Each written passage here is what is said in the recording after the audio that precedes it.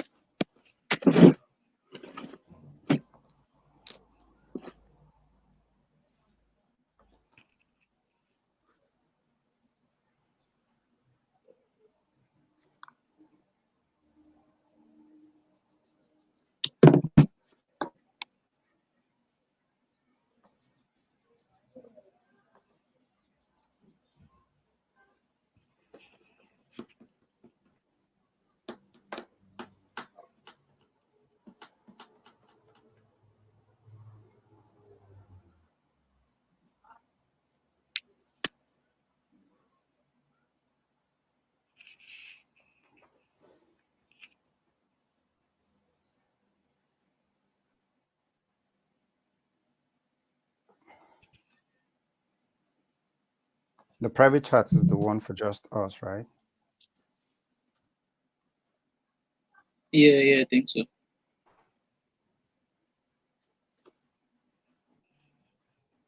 So since it's live, you can't communicate with us.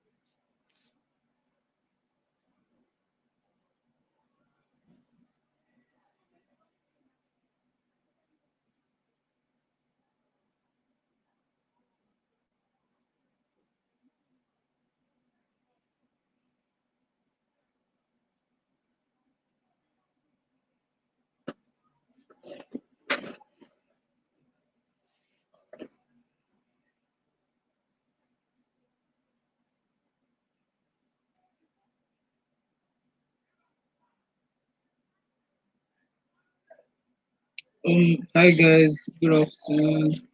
Thank you for tuning in. Thank you for joining. So today we'll be having our live session on man, war, and so. But we're waiting a couple of minutes for other people to join. So in about 2 minutes we'll kickstart officially. So you guys can just hang on.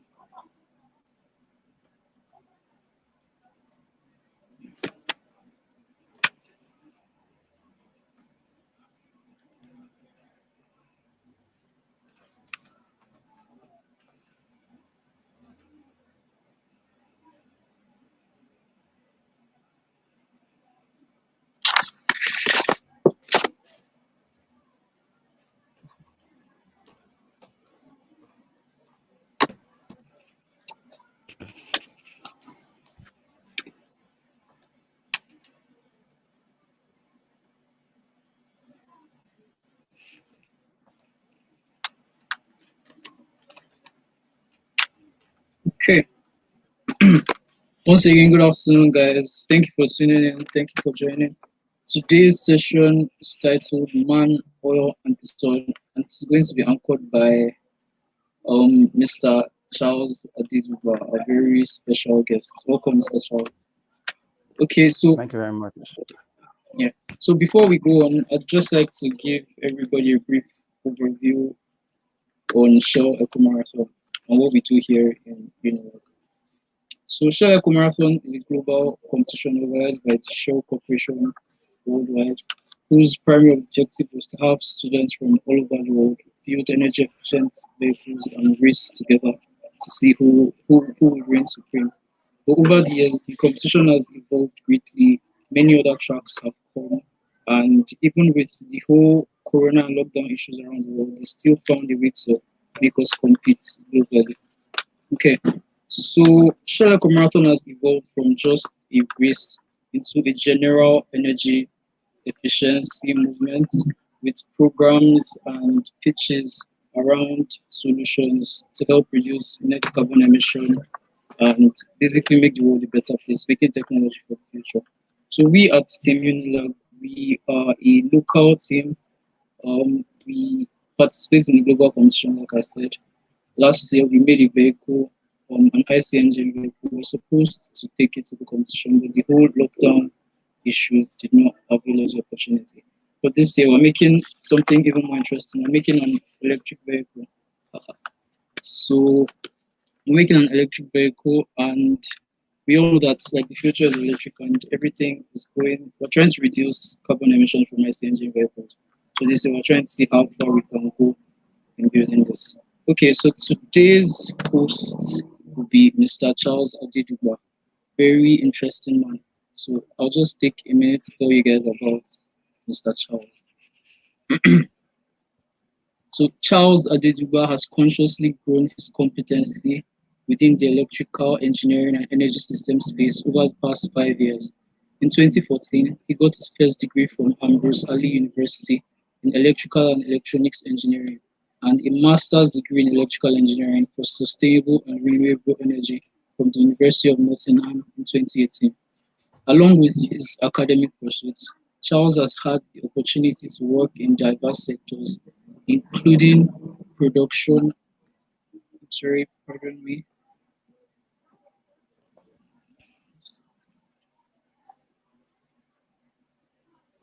sorry, including production at Intercontinental Distillers Limited, ICT at DBH Solutions, renewable energy at Aspire Power Solutions, and currently oil and gas at the Nigerian National Petroleum Corporation (NNPC).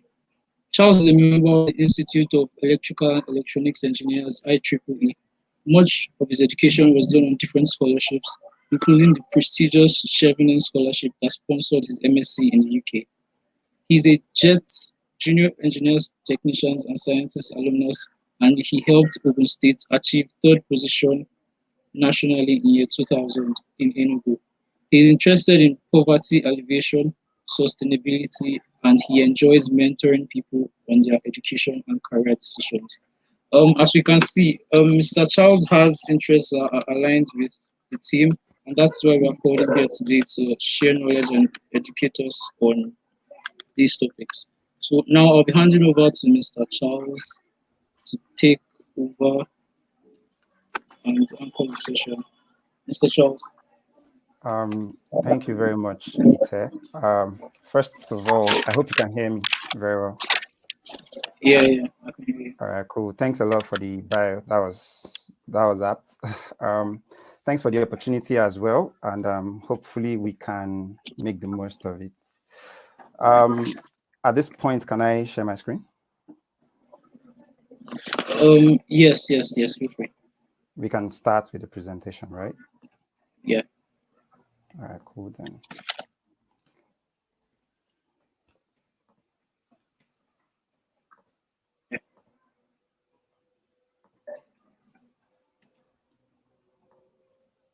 All right, can you see my screen?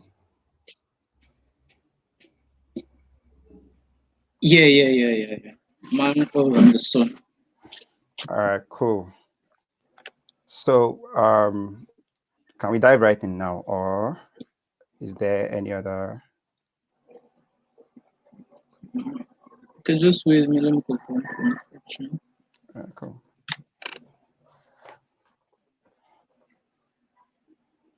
Yeah. We can go on. All right, cool. Thanks. Right, so, So again, a little bit. I'm quite interested in energy because the country we're from, we've suffered from mal energy supply over the years, and that has inspired this interest and hopefully to find ways to help. So it was interesting finding a group of people who are interested in energy and already doing something about it. Yeah, this topic maybe not the best because it's so wide, right? And this is just a 1 hour talk. So what we've done is to take a timeline out of it and to see how mankind has used energy to grow over the years up to where we are now, what the future holds, and what possible trends are in stock for us. So yeah, man, oil, and the sun. It's basically a timeline of energy to mankind. So this is the scope. We're going to start from the primitive times when, it was just a random advanced ape, figuring out what to do with his life, all the way down to, Industry 4.0, right? Then a few trends. So please join me. So primitive times, this was mankind living, somewhere between 240 million years before Christ and 210,000 years. The fact that the timeline was that huge shows that not much was achieved by humans. Like everything within that scope was basically the same thing. And you will see that it was impossible to do that because the energy systems available to man at the time were so primitive. There was very little you could do. And we all know that energy is the ability to do work, right? So as you can find, the major form of energy at that time to man was, the sun. He just knew that during the day, he had lights from the sun and some level of heat, depending on the weather, which he didn't understand at the time, or the location, which was not understood as well. The second form of energy was food. So I don't know if you guys have seen the Ice Age. You remember that, I don't know what animal is, at the beginning, that is always looking for hazelnuts up and down. That was what they had. That was one of the food they had at the time. That they ate, and that was the energy source that was driving the biological machines they were basically living in, right? They were for lifestyle, all they could actually do was to move around. They couldn't really do much. There are lots of arguments about where man originated from and how man originated. But we are, lots of scholars believe that it's somewhere around East Africa, and migration from there started, all over the world. And if you look at this, let me see if I can put my pen. Is it pen now? Yeah, I think that's too small. Can you see that? No, sorry. Sure, exactly. No. Hi, Tech, are you there?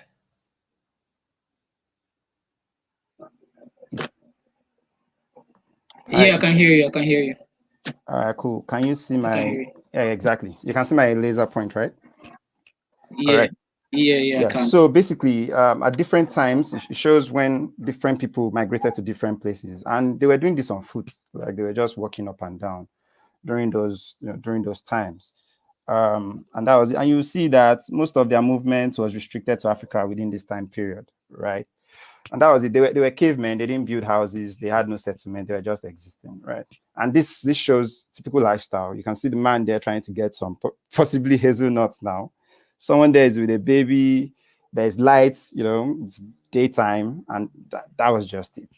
Now, the first real machinery that man had, to process energy was God made. It was biological, and it was the digestive system. You put in the food, The stomach adds HCl, bonds it, and your body absorbs it. You have energy. Okay, now let's move, guys. And you have the warmth necessary to also keep you alive in colder times. And that was just it. Very simple lives and all. But their biggest discovery at the time was, fire. So about 2 million to 1 million years ago, they discovered fire, and that transformed the entire landscape, right?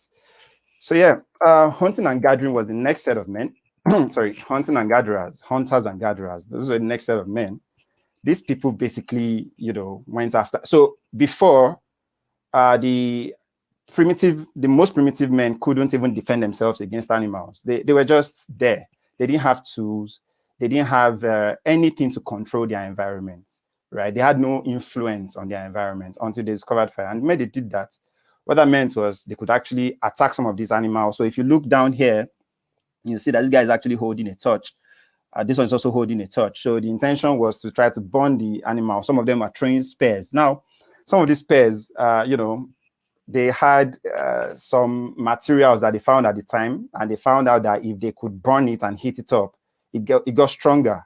So some of those things were now used to start attacking animals, and that was some level of advancement, because from these animals they would get food, they would get hide, they would get even bones, which were now additional tools for them.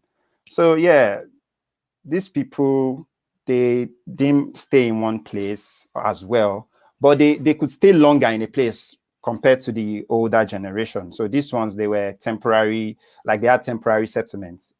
They moved around from time to time, but not just anyhow. Probably water is drying up or flood is coming, so they just migrate. So basically, the key developments, they had chemical energy in wood fuel, so all sorts of grass, all sorts of wood that they would burn to get their fire. This heat energy from the fire was also very good for them. What that meant was they could now start migrating to colder temperate regions, to temperate regions, right? And they had some level of nightlife, right? So if you look at it now, they had additional, they could sit down by the fire at night. They could, stay a little bit away from each other, like clans could form. They don't just have to gather together. Like there was some level of, it affected them socially, gave them weapons, even eating, right? They could start roasting food. So this woman here is, roasting food. She's probably wearing an animal skin as well. So there was huge advancement. These are some of the tools that they used at the time. So these are silkretes. It's a type of earth material, like sand, kind of, that when you heat it up, you can form different things. So some for building, some for attacking. So you can see this long one here. So this should be able to pierce something's skin. So this was a spear back from then. Forgotten which museum this was in, but yeah, with they burnt it, and that helped harden it as well. And it was one of the things they were using to attack animals back then. So yeah, they had their hunting kits. they could get protection from fire. They could heat spaces, which is something we are continuing to do today, in temperate countries. They had some light life, clothing, and but their biggest discovery this time around was now the domestication of plants and animals, and that led them to becoming farmers. It meant they could now control. They could pick up a plant it in the ground, a seed, plant in the ground, and wait for it to actually germinate. And that changed the landscape again. So armed with fire and some level of agriculture, we had the birth of primitive farming, and towards the end, exploration of the world we live in. So first things first, they still had chemical energy, but this time around, they had chemical energy apart from what they already got in food. They already found out that, okay, these animals, if you take the cow dung, for example, and put it on the field, it will help the plants grow. So they started understanding compost. Towards the end of this period, they found out about coal. Coal has been there in different places, but they learned how to manage it even better. And you can see in this picture, I like this picture so well. You can see this boy and this man underneath the earth pulling out coal. You can see they have some sort of light here. So they've already learned how to burn something to give them light. It has been, to a large extent, perfected. But now they found out that coal could help them, heat up things even better than wood and plants could. And they were willing to go deep into the ground to fetch that. You can see the struggle. The boy is not finding it funny, right? So yeah, at that time too, they started understanding the role of the energy in animals. So they had domesticated animals before. So they started appreciating the energy in a horse, in a bull. So they could, okay, horses were fast enough and strong enough to take them over long distances. Oh, bulls are good to use on farmlands. Okay, oh, wind. So we could build a windmill, right? We had moving water. So again, wind was very important for sea travels. So the propulsion for their ships and boats at the time was based on the mast. So if you remember, I don't know if you watched movies like Pirates of the Caribbean, the mast was a critical piece of equipment. If the direction you want to go is a function of where you turn your mast, because it's the wind that is driving it. Then when the wind fails, then you see people start using their oars. And again, the oars is, it's pushed by what? Men using their own strength after eating food. So the source of energy was still very primitive. It was largely uncontrolled, and it was also not reliable. A man could actually fall, he could fall sick, the wind can change direction. But yeah, they became very good sailors and started understanding how the wind, works. Yeah, moving water. So in farms in England, they started processing food, after getting wheat, for example, from the farm. They now want to process it, they want to dry it or whatever. They would build a small water mill by the house, so that as running water is coming through, it pushes the cups, turns it, and that helps to carry out a process in their farmhouse. So this was very popular. I think after the 15th, 16th century, it started getting really popular because people could appreciate, what was coming, what these things were helping them to achieve, right? And you can see that the quality of life was getting better as the functions with which, or as things that man could do based on the energy sources available were improving. Life generally just got better. It was like they were getting more and more empowered, in line with with the definition we gave before, that energy was the capacity to do work. So the available energy in this water up here helped to achieve a lot more than 10 men will probably achieve, and that was the idea. So yeah, key machinery at the time, they started having ships. In fact, by 1700, international trade was already achieved. Christopher Columbus had gone. he had found a new world. Amerigo, Vasco da Gama, Africa had been found.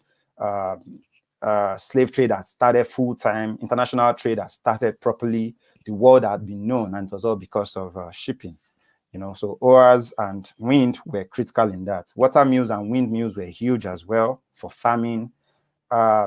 Animals and horses were huge. So horses, particularly for land transportation, equivalent to our cars today. Then camels were very important in more arid regions, in the deserts, right? Because they could stay for long without water. So these were the energy systems at the time, right? So yeah, this is a picture of a man, using cows at a farm to till the ground or something, to plow or something, right? It's probably a slave as well. So just a function of the times, right? Then major occupations then, they were basically farmers, explorers, and some civil engineers. So at this time, at this time, they had already built the pyramid. This was when they built the pyramids of Egypt. This was when they built the walls of Jericho, the walls of Troy. All those old ancient architectures you see all over Persia, old Babylon, Babylonia. Yeah, this was when they built them. And the English Empire was getting to the peak of its powers at this time as well. So yeah, civil engineering had existed properly. Key upgrade. So after here, or right here, yeah, domestication of plants and animals. So all these animals that they were now using for work, they had found ways to make sure that they could control them. Development of formal societies. By starting and by discovering agriculture and by practicing agriculture, what that meant was you have a huge farm and you've put plants in there. So your property was more than just your cows, your children, your wives, even your house. Your property was the food in the ground, and it wasn't going to, come out of the ground in one night. It's probably going to take a year. So there were settlements, like people actually started building settlements and trying to have a sense of ownership of property. And what will happen is, okay, there's a grandfather, he gives birth to 3 children. The 3 of them will grow up, they will get married, and they're like, okay, their grandfather's property, they'll share it. And, they started living next to each other. And, there was developments. Villages were beginning to build up. Towns were beginning to build up. And the old ancient cities of old were also coming up. And it was all based on the fact that agriculture forced settlements. You couldn't just start moving up and down. People that would probably move then were people that things were not moving for economically, brain drain, like our own now. Anyway, so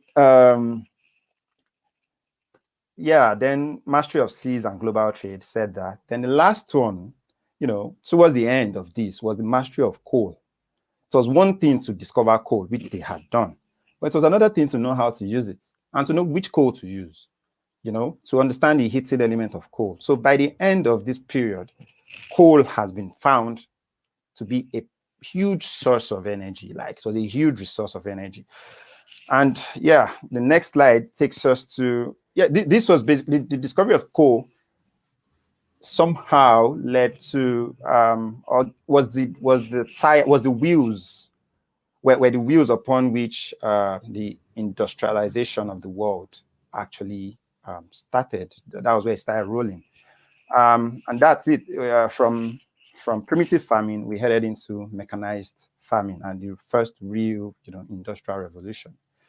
So this was like all the way through to after the American Civil War from 1700, right? And the American Civil War was critical because if you do pestle analysis, you'll find that political stability is critical for the development of, for stability of business, for attraction of intellectuals. And that was what happened. The moment the Civil War was concluded and, the American society stabilized and started building, capitalists were coming out of nowhere. And before you knew what was happening, they were attracting the best brains. People like Faraday, people like Nikola Tesla, they were all getting attracted to America. And that's where the New World really started showing its weight in the progress and development of the world.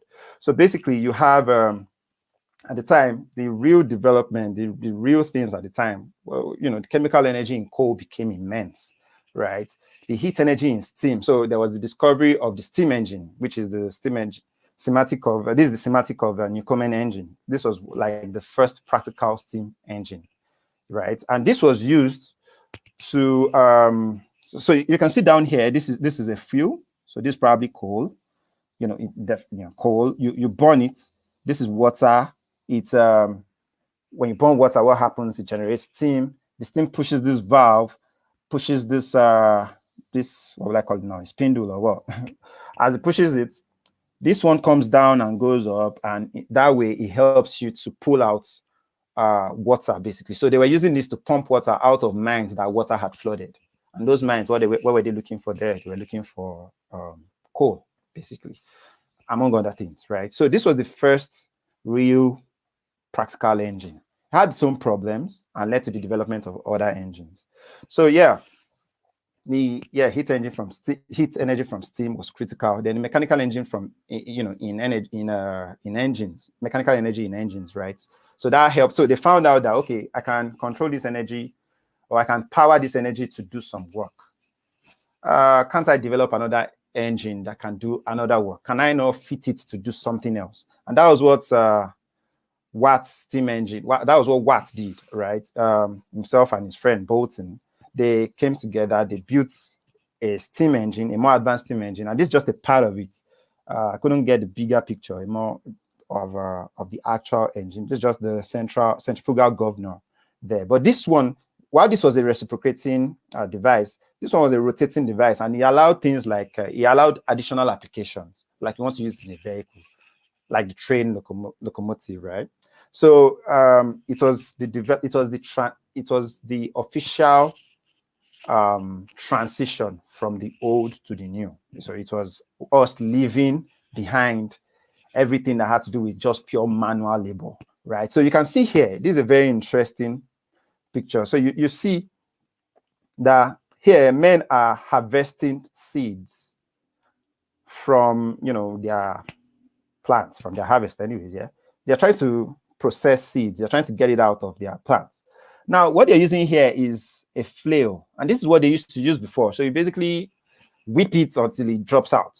Continue to whip it, then you take out the grains and you trash the other things that you don't need.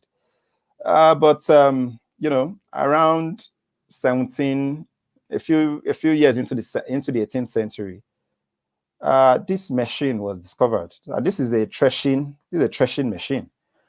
This does exactly what this guy does. He employs animals and it processes a lot more within the same period. Because of this, what it meant was men had to go and upgrade themselves. I understand that there were lots of strike actions at the time, lots of protests, because what it basically did was it made people unemployed, push them out of employment, because nobody needed you to come and be whipping seeds anymore if you had this threshing machine. So people had to go and develop themselves, and we started seeing the first sets of mechanical engineers, because someone has to develop these machines. They needed a lot of them. They needed to repair them, and that was it. Again, the force powering the machine at the time these were horses. They were further modified to be able to use things like coal, and that's how the development started. So we had mechanical engineers, we had miners that would go within the ground to go and get coal. So if you go to the UK, you would see lots of coal deposits, so a lot of open coal mines that are just there that are like museums, right? And we had lots of inventors coming through. I mentioned Faraday before. Lots of things were happening in all spaces: medical, engineering, architecture. Like lots of things were happening everywhere. Even music. We had so different people were discovering different things every day. Now the key upgrades, it was basically the mechanization of processes. Like, guys, we are done with manual labor. We now want to use machines. Then one very big thing happened. Modulus in Scotland, distilled petroleum for the first time. And when he did that, he found out that, okay, people could light candles. People could light things better. People could cook even better. The smoke was not as much as the one from coal. And the guy, called a few people, started a company, and actually started selling distilled petroleum products. No clear names at the time, right? And that was going to be huge. That was going to give birth to the next industrial revolution. But at this time, the train had been discovered. Coal and steam came together, and they were driving trains all over the place in America, basically. Some level of development in Europe along those lines as well. Fun fact: as at in 1700, 85% of all the coal mined globally was in Britain. That was at the height of the British power, and you could see that control of energy was basically power to rule the world, right? And today, America consumes the most superpowers right now. So from there, we went into the next industrial revolution, which was the second industrial revolution, and this was the technological advancement now, right? Here we started seeing electricity come true. So you must have heard about some very key capitalists came into the game.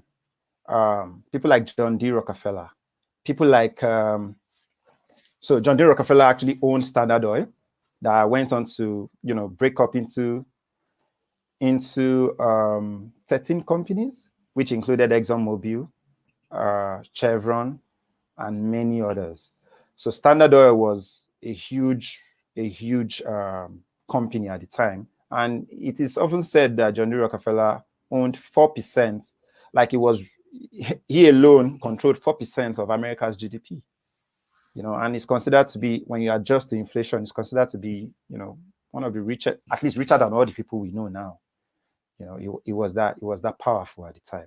He had investments in oil, he had investments in rail to push his oil around. So yeah, at the time, developments, electrical energy in generators, chemical energy in petroleum and coal. So coal was finding new use in the development of electricity, while oil was finding its own use in lighting at the time.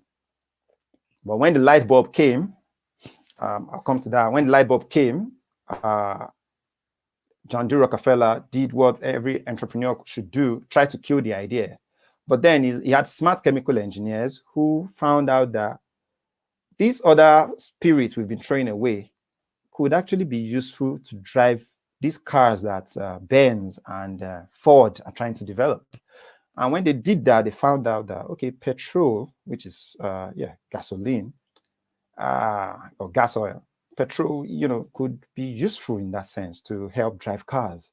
So he still had this kerosene and people were still using it to cook. But then he started selling petrol and, the money started coming all over again. Now, yeah, another thing was mechanical energy in engines and flowing water. So mechanical energy in engines, I think I have something. Yeah, I have something for a factory. So factory in 1900. Pay attention to, to the amount of people here, right? Like, look at people standing next to the electric. So these are electric motors, right? So all these electric motors were obviously electrically powered, and they were helping to, power factories. This was the real industrialization of the world, right? So manufacturing was going on, coal was driving electricity, fuel was driving automobiles, and people started thinking about the concept of having dams, right? And and we, as we progressed, we started finding that, okay, automobile became cheaper thanks to Ford. Trains were everywhere, basically, so people could get to places faster. Then the electric motor became the workhorse of industry. So rather than having horses in the industry, we started having electric motors. Fine, from this picture, you can see that, it needed a lot of control, a lot of support. It broke down easily. It had a lot of disadvantages. But over time, those disadvantages were gradually phased out and the system became more robust. And you'll see in coming slides where the electric motor is now. So yeah, the Hoover Dam right here is just excuse me, is just what a typical dam looks like. This was built in 1931, actually. But I got from fact somewhere here that 40% of the electricity generated in the US was from, as of 1920, oh, sorry, I didn't write that there. As of 1920, 40% of all the electricity generated in the US was from hydroelectricity. So it was a huge resource at the time as well. And the cool thing about hydroelectricity was you didn't have to fuel it. It was just about water level, right? And there were a lot of small dams doing this damage and doing this good, right? So now imagine what happened in coming years with bigger dams coming online, like the Hoover Dam. So for occupation, electrical engineers, obviously, chemical engineers were doing a lot of stuff with petroleum. Then capitalists, they were the owners of industry. At certain times, people even said they were controlling the political spheres as well. There's no space to put more of them, but Tesla was huge in creating the transformer, in creating the AC generator. So this is a 75 kVA generator. I'm sure this must have been done by Westinghouse, who employed Tesla. So at this time, we could start feeling that the future was here. They basically industrialized the world by, all those using of animals to drive machines, and that was the end of it. This was the time we transferred into the new world properly with electricity, petroleum, and coal. We were rolling big time. So yeah, the next one was the third one. This was the technological revolution, the digitalization of everything. So yeah, this came about. So you will notice that there's a gap between 1920 and 1950. Yeah, within those periods, the World War I came, the Depression of 1929 came, the Then the World War II also came. All these three things led to huge developments, like very fast, because when you're fighting war, you want to give your best. You have to protect yourself. So many things were accelerated, right? So coming out of the war, the world powers had changed. UK had lost its powers as the supreme power on earth, and the United States had showed its capacity to, to make things happen. So coming out of that war, US came with full force, right? The transistor was discovered. And with the discovery of the transistor, I have that here, down here, right? With the discovery of the transistor, everything actually started getting smaller. It was like the miniaturization of the world. And that was critical to allow digitalization. So basically, we started having, there was room for telecommunications. There was some level of telecommunications in the Second World War, but it became full-fledged now. So it wasn't just military stuff, it became commercial, right? There was chemical energy in aviation. So basically, planes became an everyday thing, and gasoline was pushing planes all around. Petroleum continued to, remain important. Coal was still important, putting electricity in people's homes, right? Then we had, sorry, excuse me, with electricity now becoming, an everyday thing, tools, things that people had to do by hand before, there were appliances that could use electricity to do those things coming through. So manufacturing was huge, and heat and electrical energy was also critical for domestic use. So in people's homes, it became necessary to have electricity in their homes, right? So it was kind of becoming the age of, electrical energy.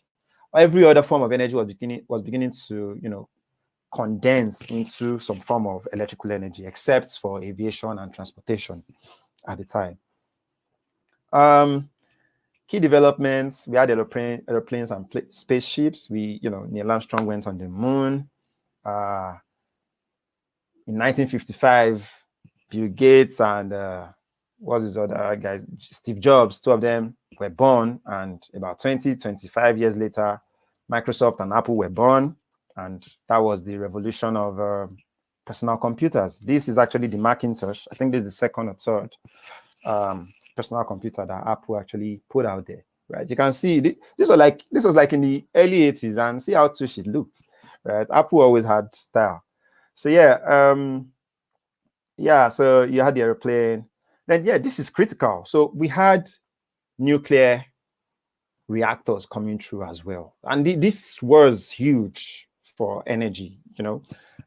We had kind of accelerated. you can see the space between transitions.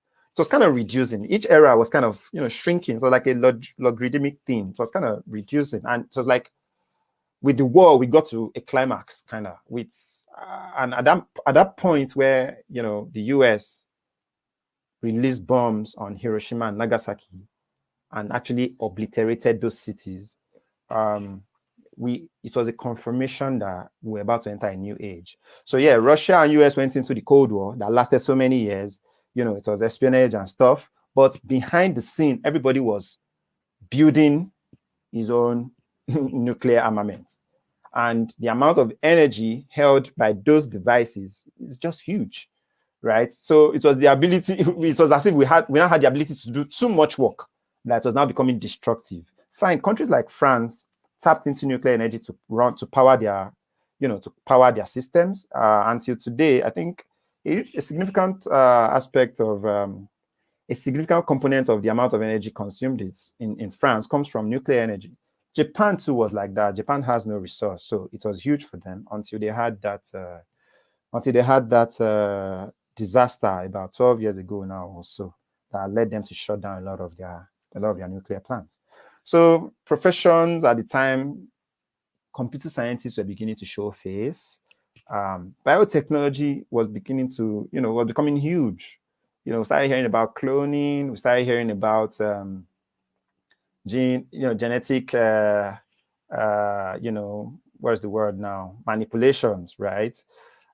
Then obviously nuclear physicists were there. And there were a lot of, in fact, that age was to a large extent like a nuclear age, along with the personal computer age. And that brought us to 2000 and the future. So the fourth industrial revolution, which is what we live in now, also called Industry 4.0. You can be rest assured that a lot has changed between 2000 and now. Talk less between 2000 and 2035, right? Right now, we're talking renewable energy technologies. I mean, we're not tired of using coal or oil, but what's happening is what we're finding is that lots of challenges. Before we start talking the sustainability thing, what really brought up the conversation about sustainability in the first place was energy security. So around this time, when the US was developing and everything, it was the envy of the world. Around 1973 or so, a barrel of oil was sold for $2 per barrel. But OPEC, Nigeria inclusive, came together to say we are shooting ourselves in the foot. These people need the oil, and we're giving it to them at $2 per barrel. We are poor people. Let's increase this price, and it was increased in 4 years to $16 per barrel, and it was increased again to $30 per barrel. All the countries in the Gulf became rich overnight. Some countries in Africa who didn't know what they were doing remained poor and siphoned their wealth. But it changed the power balance in the world. And in doing that, in responding to that, the US quickly saw that they were dependent on external people for their own sustenance. Because at that time, they were already used to using all forms of electricity and vehicles and all, unlike the third world. They were actually the first world, and they were booming big time. That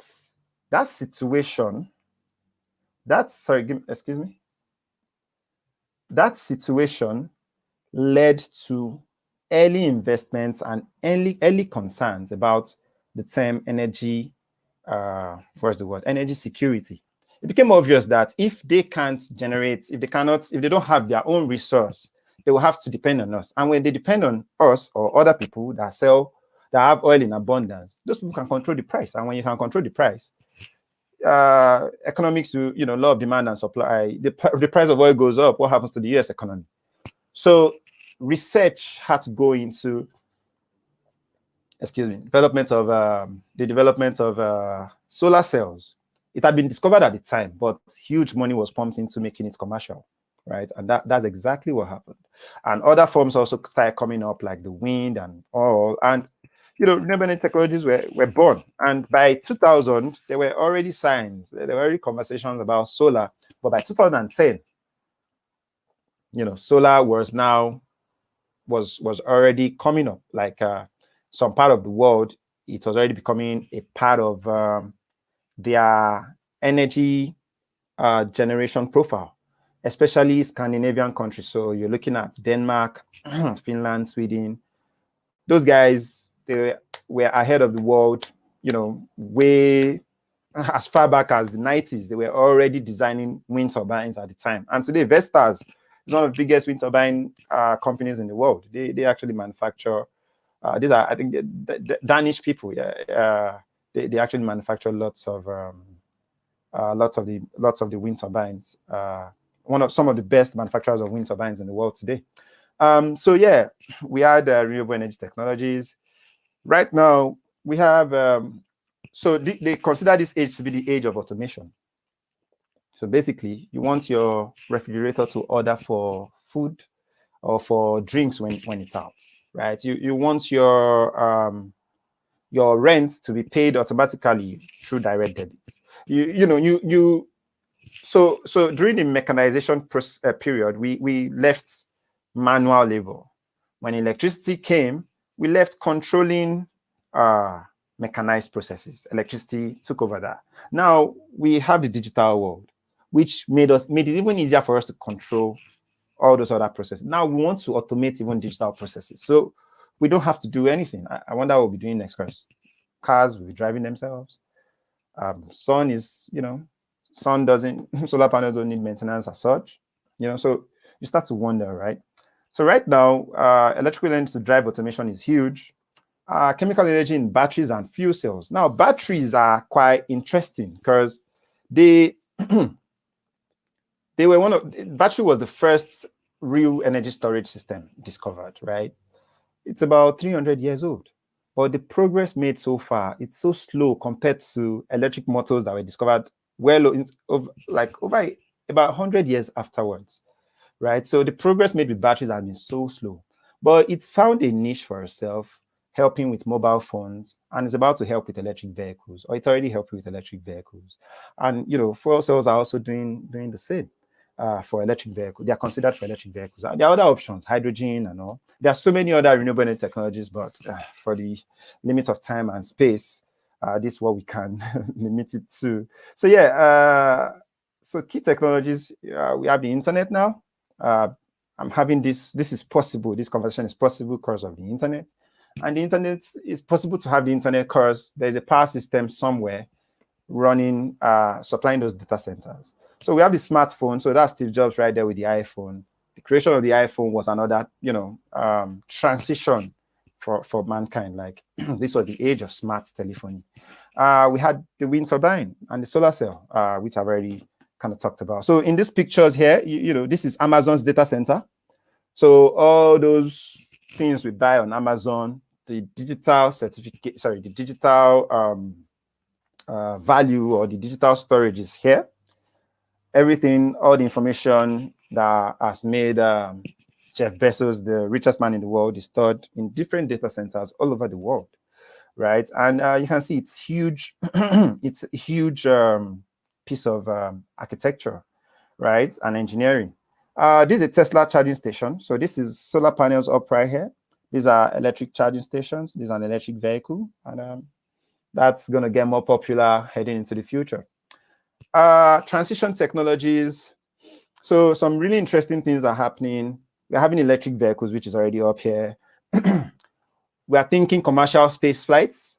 To get a man, so for every launch that you see, for this kind of launch, you can see huge smoke coming out of here. This is huge expansion of like energy just burnt off to make that trip, right? I understand that $57 million goes into this, per trip.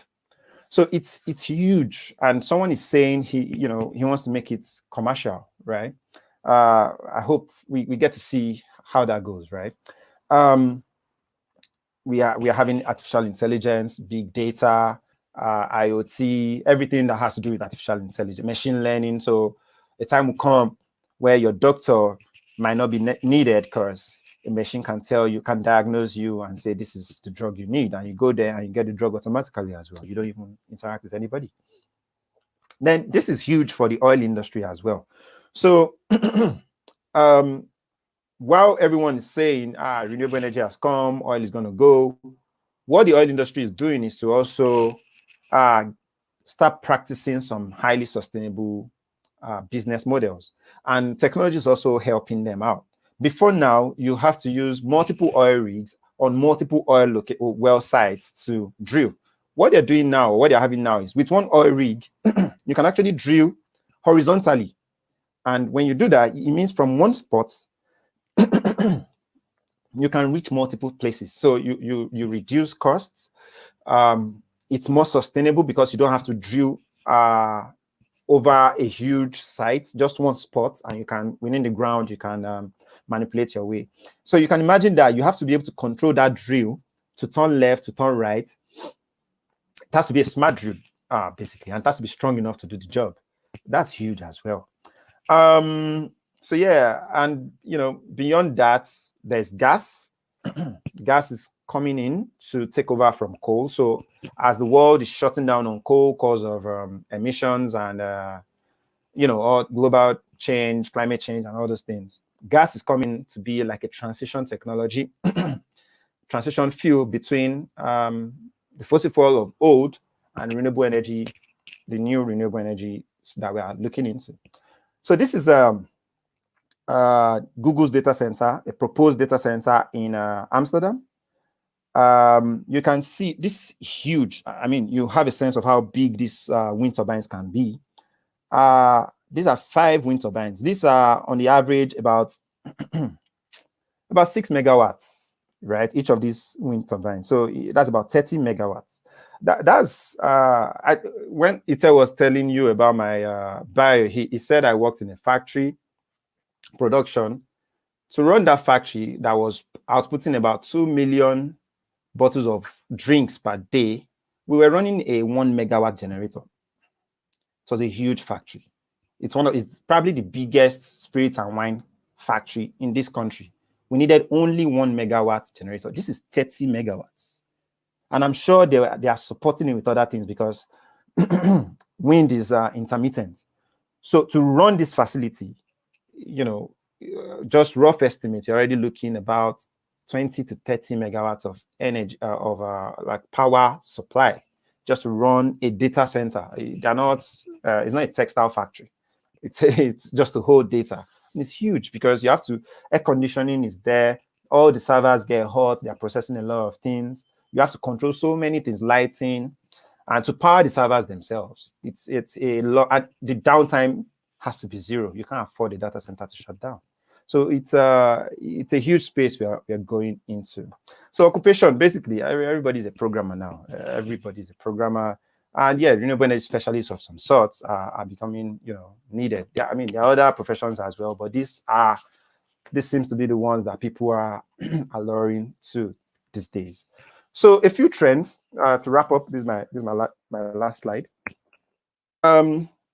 We've seen how energy has helped mankind to grow. Sorry, I'm running out of time. We've seen how energy has helped mankind to grow.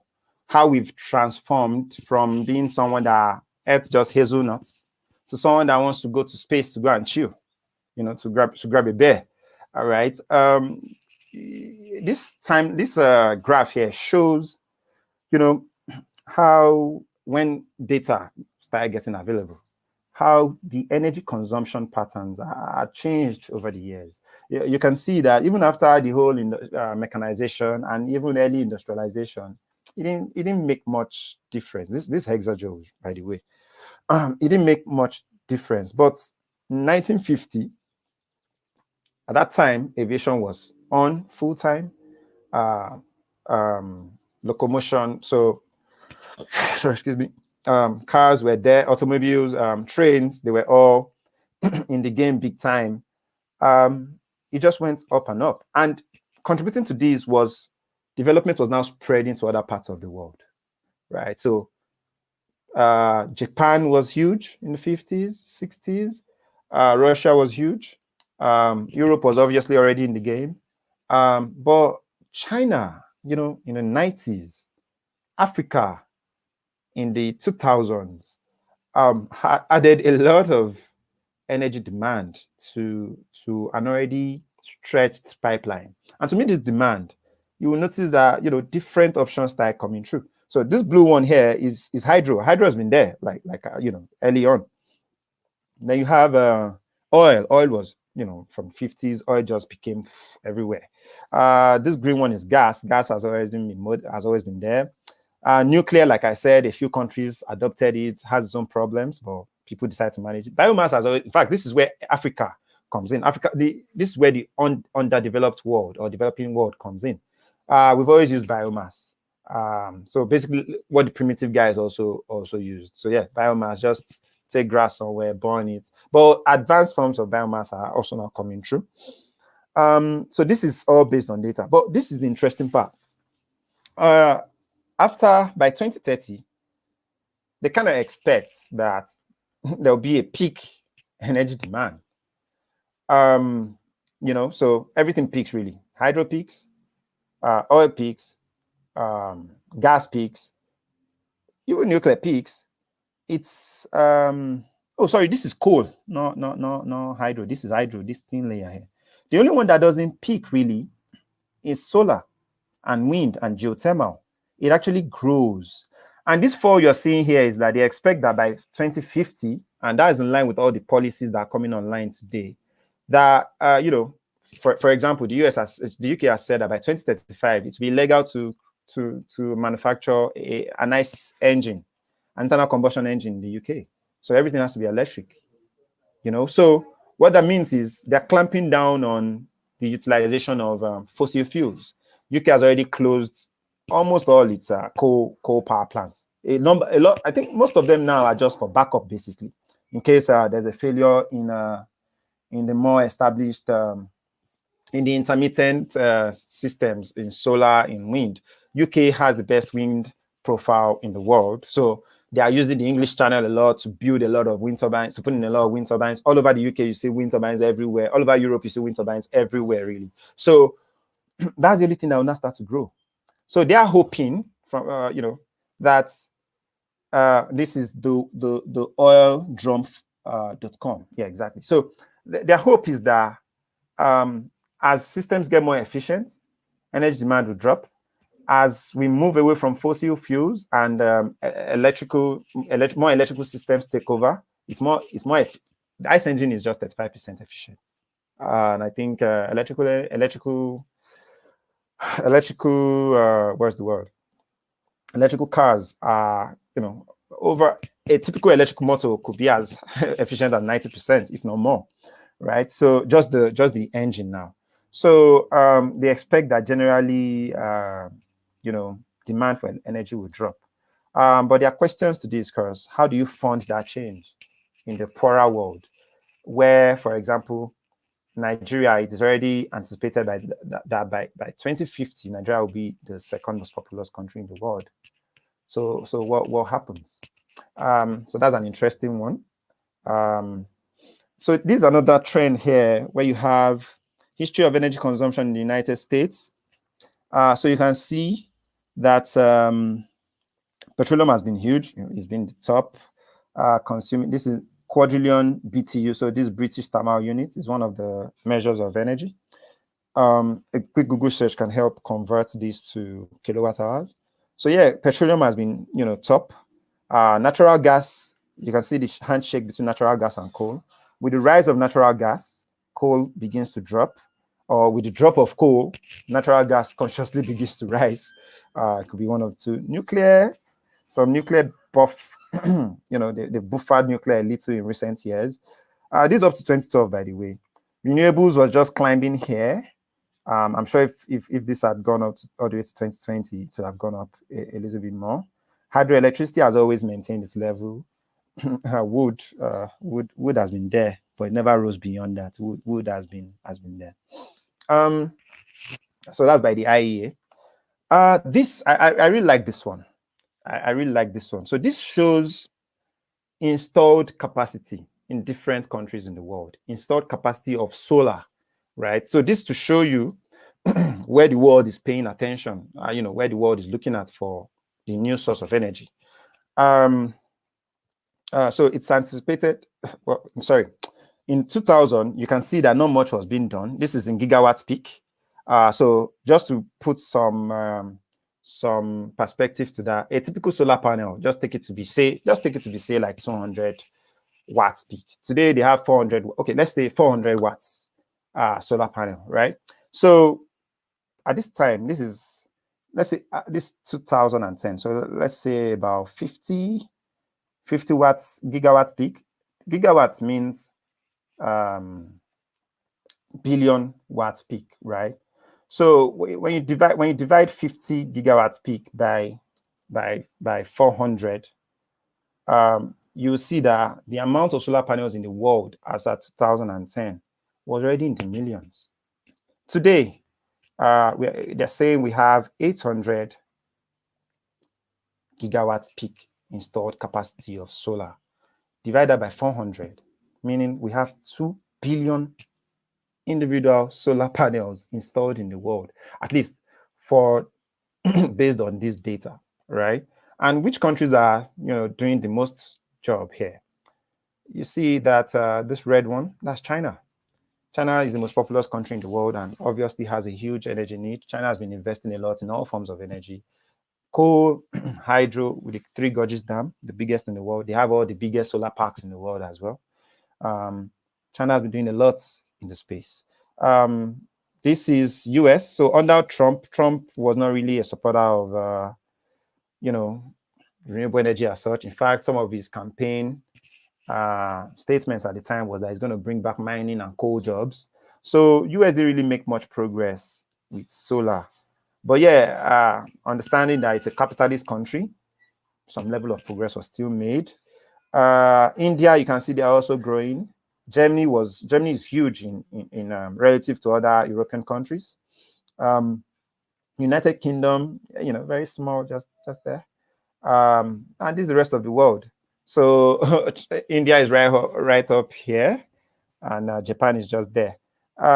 Rest of the world still has a lot of way to go. So China has more installed solar capacity than all of Africa, basically, and all of South America combined.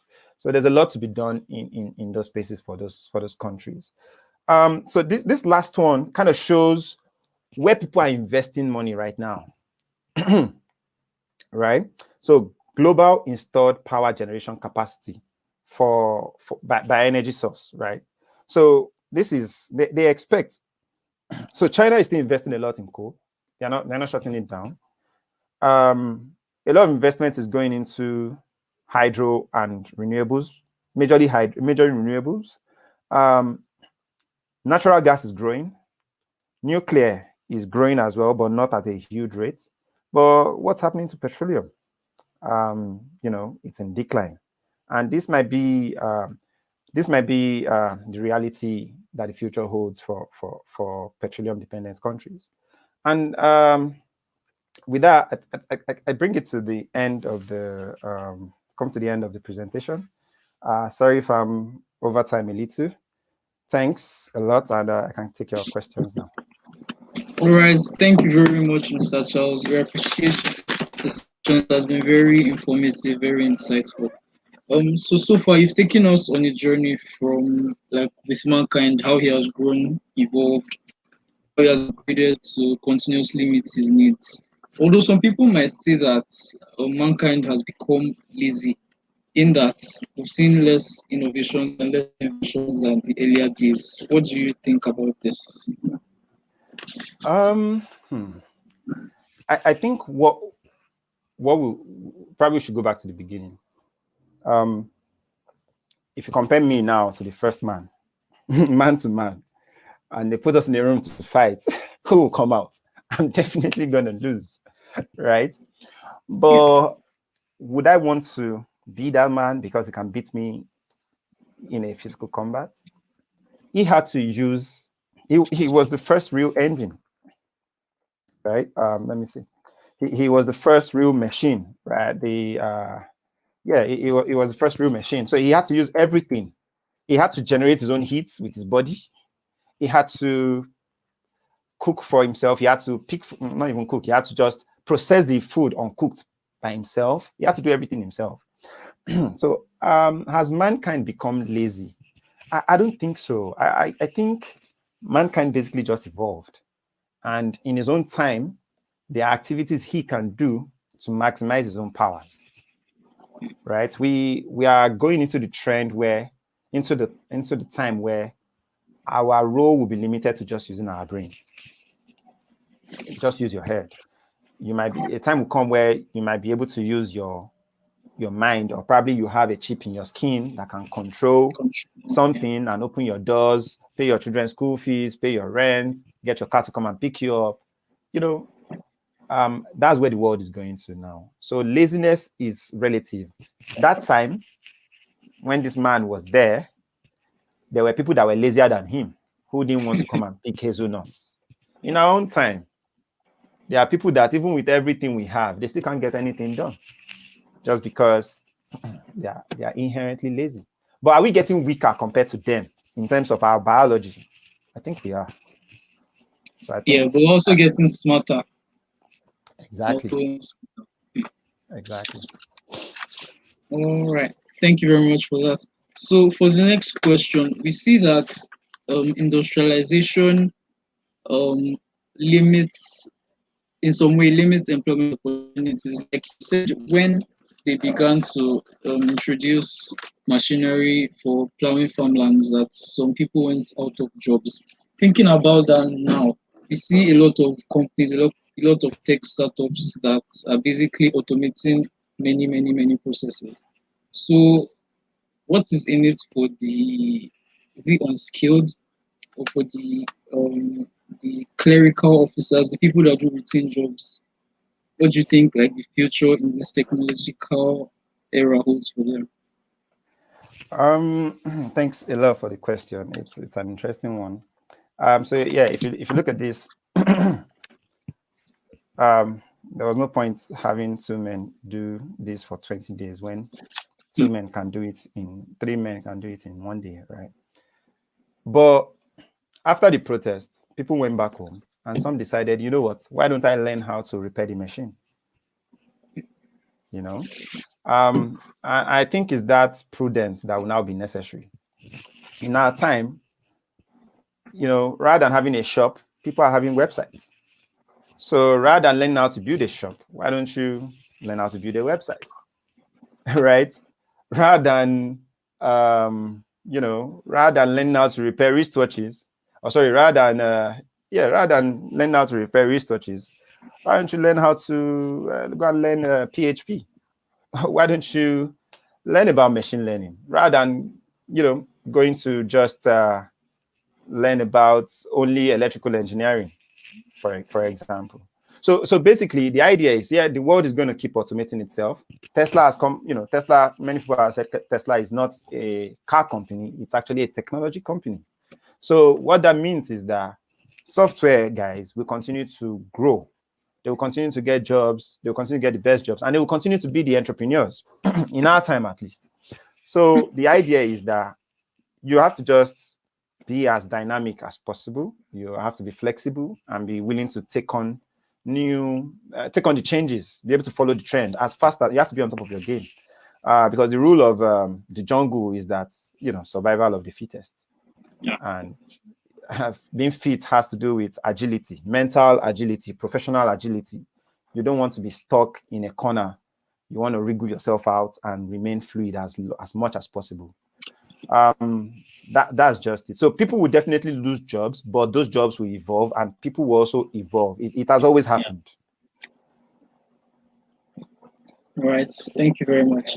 It reminds me of this story about Who Moved My Cheese. I don't know if some of you read it, where there were two rats that stayed in a maze and they always found cheese somewhere. The basic moral of the story was like to always move with the trend, not to remain stagnant, not to assume that everything will always be the same way. Just like learn to grow and evolve with current trends. So if you see that what you are doing is being improved by technology, you should also try to make yourself relevant in that space. Thank you very much, Mr. Charles. So right about now, I'll be taking questions from the comments session. All right. So what do? I need to. No, I'll read them out. No, I'll read them out to you. Okay, cool. Yeah. So Ife is saying that he's watching this with his sister, who aspires to be a lawyer. She says lawyers had a major role in these transitions because they changed a lot of laws that helped the innovations take place. Do lawyers still have the same role today? Man, that's a very good question, and thanks, Efe, or Efe's sister. The thing is, advancement in technology meant that we needed inventors, and having inventors who were poor or didn't have power in society meant that they needed to be protected by law, even after people were already using their inventions, so that they can still benefit from it. So that gave birth to intellectual property law, I think, and it's still the same. You create something new. So you write a code, and it's now able to help doctors save lives even better. You get a patent for it. You are protected by law to always get royalties from that. Today, all our phones have Bluetooth, right? All our phones have Bluetooth, but the reality is that the guy that did this thing, it's a long time ago. He's definitely not going to meet each of them to say, yeah, pay me before you use my Bluetooth. The technology is now everywhere, but the man still gets paid somehow by royalties, right? So just to thank him for what he did. And after his death, I'm sure he's going to there's a family that continues to benefit from those royalties.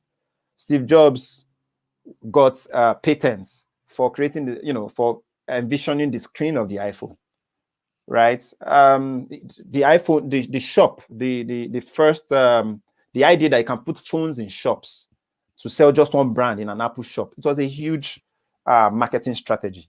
They got patents for those things, right? And they are protected by law. So it's just going to keep going that way. Lawyers are critical to it. Yeah, this has been focused on the the energy, just the energy topic itself, but lots of things have revolved around it.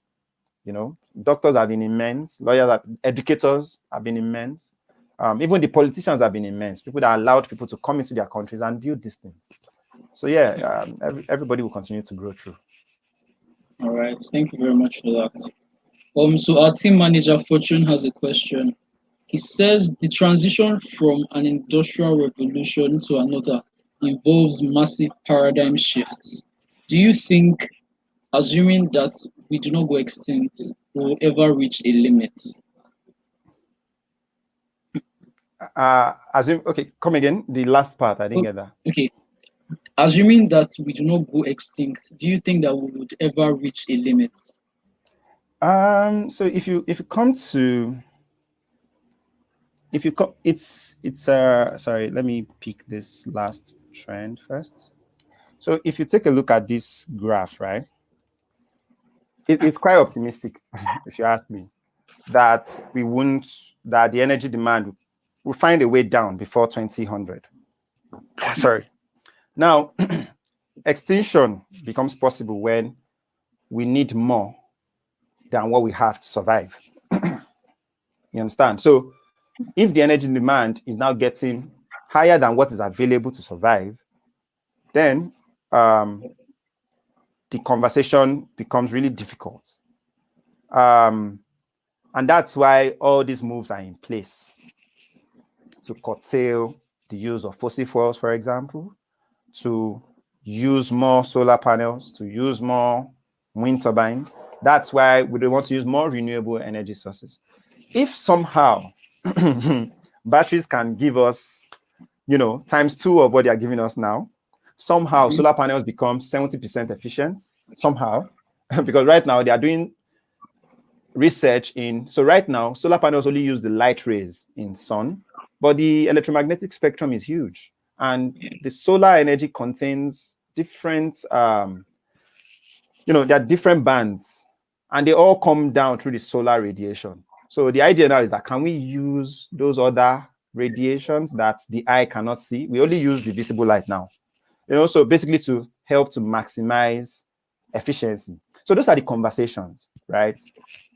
If solar panels can give us 50% efficiency in the next 10 years, we might be getting there. But again, I showed you that new technologies are coming in place to discover new oil that was difficult to get before. Now they're beginning to drill oil at 2,000 meters offshore. So we are going far. In fact, we've not explored the oceans enough yet. And you would see that need has always pushed man to the limit to find new solutions. Somebody's thinking of colonizing Mars. So people are anticipating that limit, right? And if we don't do anything about it, obviously we will. This graph is to just keep going up, right? But with the anticipation and steps that people are taking, at least in the developed world, we might be able to bend off just before hitting the limit. I don't know about the developing world, Charles, but in the developed world, we might be able to bend it off somehow. So yeah. All right, thank you very much. I think this is our last question for now for today. Larry Salami wants to know, what are the practical and strategic options for power supply to circulate Nigeria? Practical and let me start this way. Imagine you have a car. You want to go from point A to point B. Your car can carry 50 kg, but your weight is 70 kg. You can't use that car, but it's your car. It should just be there. The challenge I'm seeing with the Nigerian grid today is the transmission infrastructure can't support the needs of 10% of the country at 24 hours per day kind of power supply.